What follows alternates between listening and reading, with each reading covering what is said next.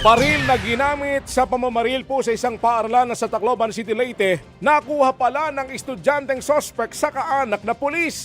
Tatlong kapwa estudyante na po ang patay sa nasabing pamamaril. Ayon po sa mga pulis, umabot na po sa 4 na po ang na-recover po na basyo ng bala sa nasabing paaralan. Narito po ang report ng ating News 5 stinger na si April Cuesta.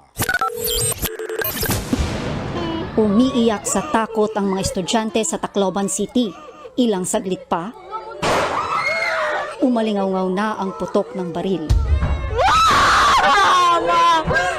Ang isang nakapwesto malapit sa pinto, tinamaan ng bala. Nagtakbuhan palabas ang mga estudyante at guro.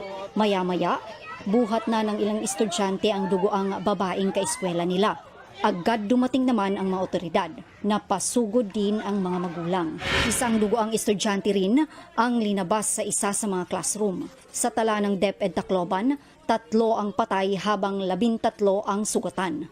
Agad namang inaresto ang isa sa 2 gunman sa loob ng paaralan, habang sumuko naman ang kasamahan niya.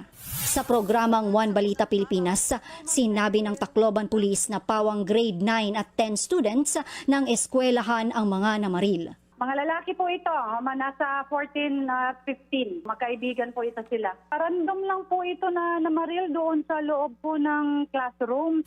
Lumabas din na plano ang pamamaril, ayon mismo sa city government at sa mga pulis. They did that with intent.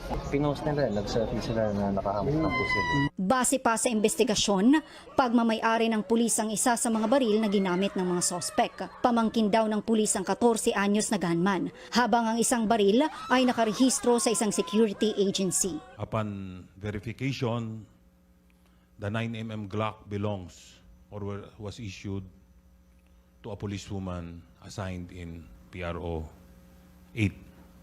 While the caliber 38 revolver is registered to a security agency in Cebu City. Nasa kustodiya na ng pulis ang 2 namaril na estudyante. Agad namang sinuspindi ang klase sa naturang paaralan at iba pang kalapit na eskwelahan. Ngayon mayroong ginagawa tayong mga psychological first aid sa mga teachers kasi nandito pa yung mga teachers. They were also traumatized. And tomorrow and on Wednesday magkakaroon tayo ng psychological first aid sa mga learners natin. Oo. So yung mga victims naman, yung family ng mga victims, meron na kaming pinapunta doon na mga personnel from the Department of Education para ma-assist sila. Panawagan naman ng isa sa mga ina ng nasawi. Gusto ko lang makasuhan ang tag-iyahad to nga mga pusil. Ipinag-utos na ni Pangulong Bongbong Marcos ang malalimang investigasyon sa nangyari. Nakikipag-ugnayan na ang Department of Education sa mga otoridad.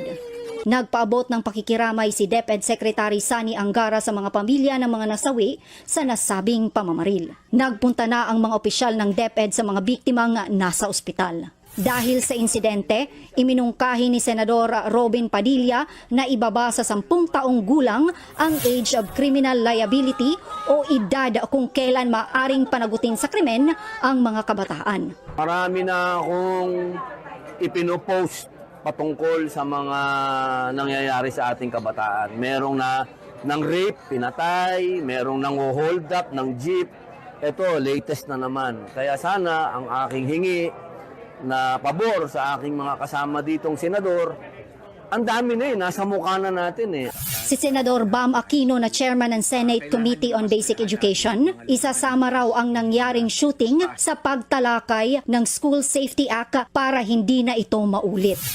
Mahalaga na hindi ito maulit-muli, no? Hindi gaya ng mga ibang bansa na pangkaraniwan ng mga school shooting. Sa ating bansa, hindi ito acceptable na mangyari ito.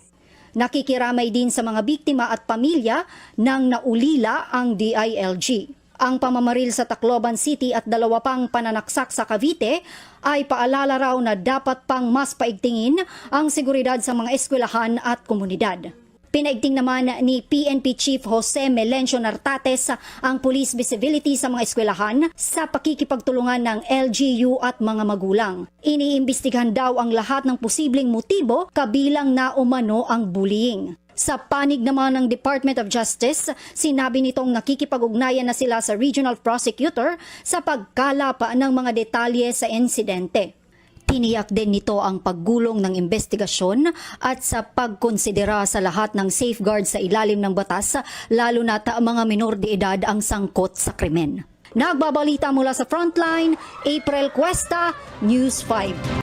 Mga kapatid, patuloy po kayong tumutok sa 105.9 at True FM para sa totoong balita, impormasyon, music and entertainment. Mag-subscribe po sa aming YouTube channel at podcast at sundan niyo po kami sa Facebook, Instagram, X at TikTok sa True Network PH. Bisitahin po ang aming website sa truefm.ph at panoorin din po kami sa True TV Channel 19. Kami ang 105.9 at True FM, laging true sa'yo, kapatid!